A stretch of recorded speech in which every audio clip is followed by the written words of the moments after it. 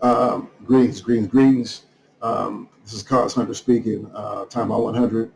Some of you guys know, a few guys in the underground scenes kind of like know what I do and stuff. You see me at comic book conventions. You see me at shows. You see me selling my books. I'm the creator of about like eight different books right now. But right now, this isn't about me. I'm not trying to gain clout off this thing. I'm not. I have nothing to gain from it at all. In fact, I'm not even going to try to plug my own books in. That's not even why I'm here. Why am I here? I'm here to say thank you. I got to say thank you very, very much to Ed Piskor, General Cartoonist Kayfabe. A great part of the quality of the art that I do nowadays in this day and time came because I watched your show. Okay, I'm one of the people, probably thousands of people out there that during the lockdown 2020, it was a really bad year for me, and for a lot of people, for a lot of different reasons, which I'm not going to go into. But I had a lot of downtime, like a lot of other people, and I got back in tune. I got back in touch with my own artistic skills. I've been an artist since I was, 5 years old, even younger than that, And I threw away the art thing by the time I got to college. My mother sold me on the whole idea about, you don't want to be a starving artist type of thing, So I went into other fields and stuff. But just like your first love or your first kiss or anything that you really love, it's your passion. You know what I'm saying? It's part of our soul as an artist, and to come out and be a storyteller. I mean, it's part of what I've always been doing. So, and then fast 4 years later, I mean, I became like a 32-year-old man going to my first Comic-Con, and being out there in the artist alley, and it all just came back. It all just came back, And I've been doing comics on and off since about 2008. But the catch about 2020 with Cartoonist Kayfabe, these guys, man, comics was their fucking religion. I have to just say it like that. Everything about, even down to this little stuff that people who, there's a basis that comics that the fanboys like or whatever they admire about comics, but there's also the behind the scenes and the technical stuff that the creators deal with, So Cartoonist Kayfabe, I mean, they went into the whole thing about penciling, inking, coloring, lettering, what tools to use. I never knew anything about the history of letterers. They each use an actual tool that they use. I can't think of the name of it off the top of my head, but Ed and Jim, they knew all the stuff. Things about screen tones, zip tones, and things. The chemicals that people used to use involved with that. I remember episodes of Cartoonist Kayfabe where they actually like walk you through the entire process. So it was all very interesting. And like I said, they turned me on to a whole lot of artists I never knew about. Guys from Japan, other parts of the world, people from France. And what I liked about it was that they embodied everybody under the umbrella of comics. Okay, it wasn't just okay. We're going to take what people do here in America under the guise of the big two, or several others, and say that this is all comics are all about. No, there was a whole other world of comics that they explored and they went into it and they exposed it to it and they put it all on an equal level with the big two. You know what I'm saying? Saying, hey, you guys don't have a monopoly over comics all over the entire planet. And I like that a lot about what they did. Regarding the situation, I mean, I heard about it on the Monday that it happened, and like a lot of people, it sounded like an April Fool's prank, And they would have on Cartoons Kayfabe. Sometimes they would even have things about question marks or comics dead and things like that. So you kind of thought it was like another joke or something or a metaphor for something else, and then I did the research on it, and I come to find out that it really happened, and I just kind of stopped and paused for a bit. I was just kind of like stunned, like sitting there, like, because I know Ed's not really an old guy or anything like that. I didn't know if he had any health problems or anything like that, but he didn't strike me as an older guy with health issues and stuff, So I said to myself, he must have gotten killed or something natural. And then I found out that it was, suicide based off of some events that happened over a course of, 7 or 8 days, I wasn't around. And the big irony about it was just Monday, I was just randomly just to myself. I watch YouTube a lot, and I have certain things that appear in my feed. And I was wondering, I said, what, I haven't seen Cartoons Kayfabe in forever. How come they haven't even popped up? And I was just doing a check. That's all it was. I was simply doing a check.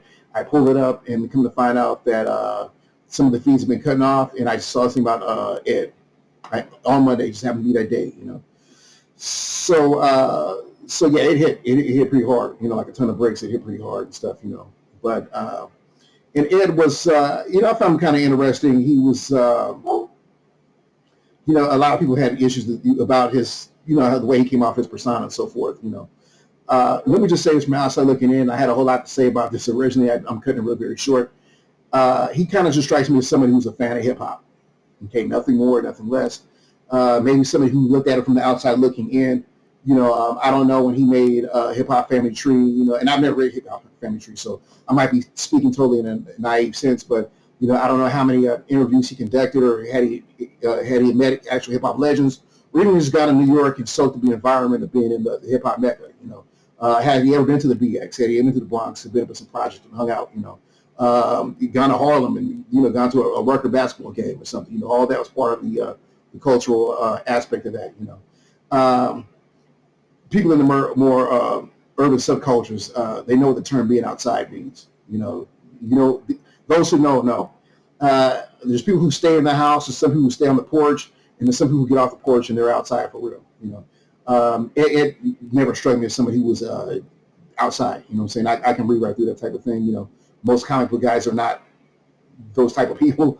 And peace to them. I mean, they're not necessarily supposed to be. That might interfere with your art form and what you do. But I knew right away. I saw the dress, the shades, the whole.